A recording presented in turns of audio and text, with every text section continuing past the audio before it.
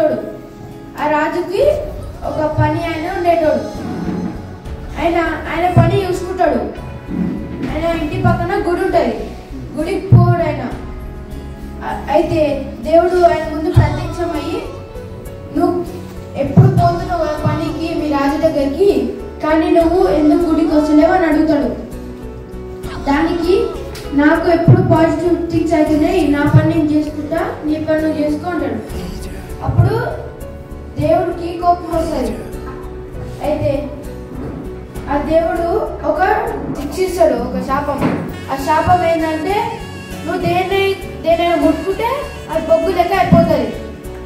దాన్ని ఆయన పాజిటివ్ తీసుకొని ఆయన రాజు దగ్గర పోయి, ఆయన ఇప్పుడు రాజుగారు మీకు ఏమైనా కట్టెలు ఇట్లా బొగ్గు చేయాలా, మీకు ఏమైనా కావాలా, ఇట్లా అవసరం అని అడుగుతాడు. రాజు నమ్మలేదు. చిన్న కట్టె ఇస్తాడు. ఆ కట్టెని బొగ్గు చేయమని ఇస్తే దానికి బొగ్గు అయిపోతాయి మరి ముట్టుకోవాలి.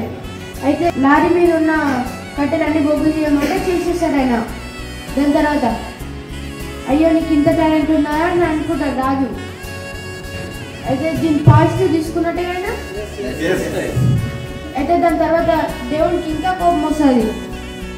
కోపం వచ్చి నువ్వు ఎక్కడైతే కాలేసావో అక్కడ ఒక గుండె లెక్క మారిపోతుంది. అయితే ఇట్లా పౌండ్ లెక్క అయిపోతుంది. అయితే దాన్ని గిట్ట పాజిటివ్ తీసుకుని రాజు దగ్గరకు పోతాడు. అయితే ఆ రాజు ఏమంటాడు, రాజుగారు మీకేమన్నా ఇట్లా నీళ్ళు సరిపోకపోతే ఇట్లా బాయిలో పోయారా అని అంటారు. అయితే ఆయన ఇట్లా యూజ్ చేసుకుంటారు. దానికి గిట్ట మనీ వస్తాయి. ఆయనకి పాజిటివ్ చేసినట్టే అది గిట్ట.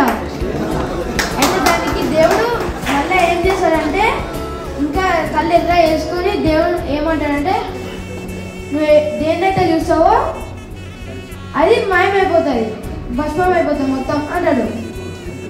ఇప్పుడు మీకు ఒక క్వశ్చన్, అయితేను ఏం చూస్తాడు? వేరే వాళ్ళు చెప్పచ్చు.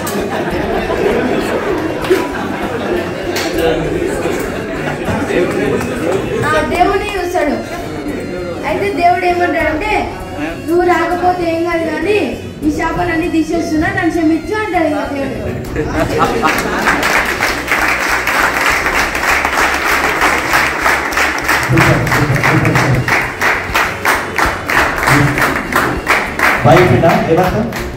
అర్థమైందా?